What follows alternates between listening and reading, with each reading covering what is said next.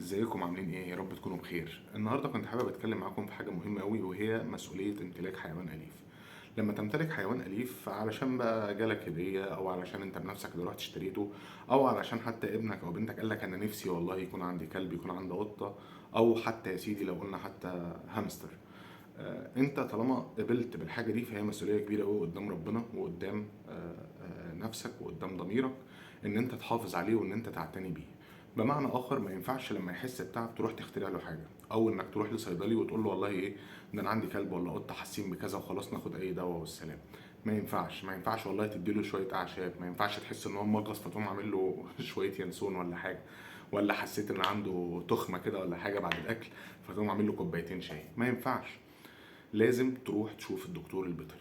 طب والله يا عم عمر ولا يا دكتور عمر، ده احنا الموضوع مكلف، ده الموضوع مشوار. انت قبلت من الاول بمسؤولية ان انت يكون عندك روح انت اللي مسؤول عنها. لازم تعتني بيها وتهتم بيها كويس قوي. لما تحس ان هو تعبان تروح للدكتور البيطري. حسب بقى الامر هيحتاج ايه، عمل له اشعه بقى، عمل له تحاليل، لا قدر الله احتاج ان هو يعمل عمليه، ايا كان، بس علشان توفر على نفسك وما تروحش للدكتور، فانت كده فعلا هيبقى حرام عليك. لازم تعتني بيه ولازم تخلي بالك منه كويس قوي.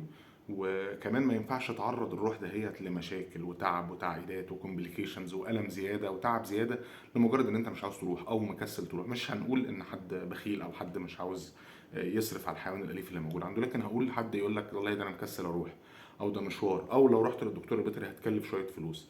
ما هو انت اللي قبلت في الاول بمسؤوليه امتلاك حيوان اليف، ودي حاجه هتتحاسب عليها قدام ربنا.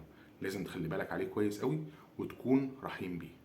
بس كده، واشوفكم في الفيديو اللي جاي. سلام عليكم.